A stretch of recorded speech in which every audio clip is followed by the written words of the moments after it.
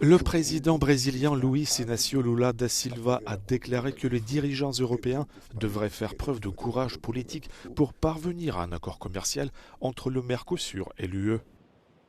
Lors d'une réunion avec le bloc sud-américain à Foz do Iguaçu au Brésil samedi, il a regretté le report de moins 3 semaines de la signature du traité qui, selon lui, aurait créé la plus grande zone de libre-échange au monde.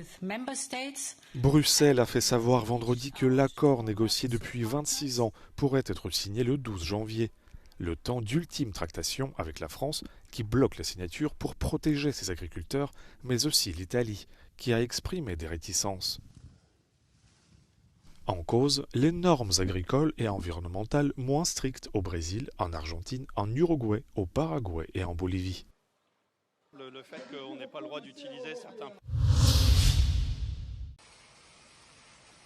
En Ukraine, le bilan de la frappe de missiles balistiques russes contre les infrastructures portuaires de la région d'Odessa, survenue vendredi soir, est passé à 8 morts et 27 blessés.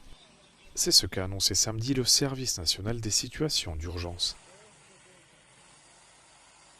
La Russie a poursuivi ses attaques nocturnes sur l'Ukraine à l'aide de missiles et de drones, ciblant 15 sites différents, ont indiqué les forces armées de Kiev. Alors que les combats font rage dans le Donbass et que les bombes pleuvent sur le territoire ukrainien, l'armée de Moscou annonce avoir capturé 2 nouveaux villages ukrainiens dans les régions de Soumy et celle de Donetsk. Kiev, de son côté, a revendiqué une attaque contre des avions militaires russes en Crimée annexée et affirme avoir frappé un patrouilleur russe et une plateforme de forage en mer Caspienne.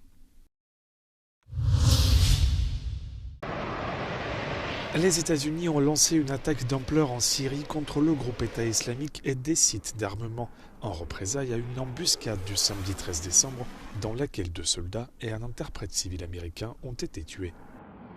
L'armée a frappé plus de 70 cibles dans le centre du pays avec des avions de chasse, des hélicoptères et de l'artillerie, a fait savoir le commandement militaire américain pour le Moyen-Orient.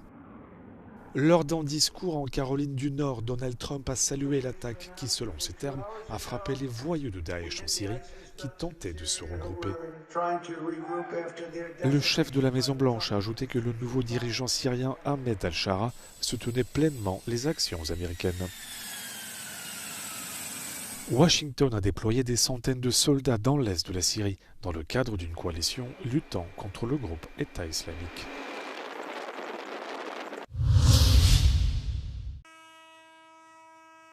Le bras de fer informel entre les agriculteurs et le gouvernement grec se poursuit. Alors que le cabinet de Kyriakos Mitsotakis se dit ouvert au dialogue et a annoncé des mesures de soutien, les agriculteurs estiment que les conditions pour mener des discussions ne sont pas réunies et veulent continuer leur mobilisation pour exiger une solution immédiate. Cependant, le Premier ministre grec a clairement indiqué qu'il n'irait pas de l'avant avec des mesures qui sortent du cadre européen.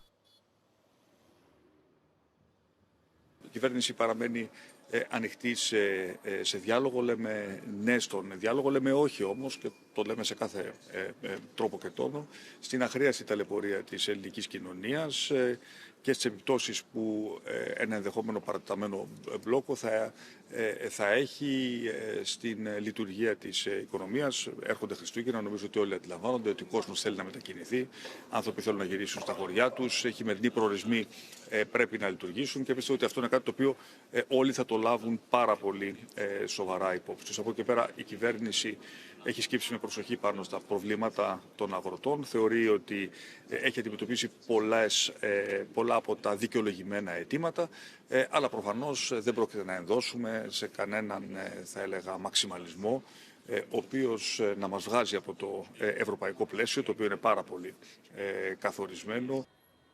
Les agriculteurs ont l'intention d'ouvrir les routes et les péages ces prochains jours afin de permettre aux gens de rentrer chez eux pendant les fêtes de fin d'année. Mais ils précisent également qu'ils maintiendront les barrages jusqu'à ce qu'ils obtiennent des réponses claires de la part du gouvernement.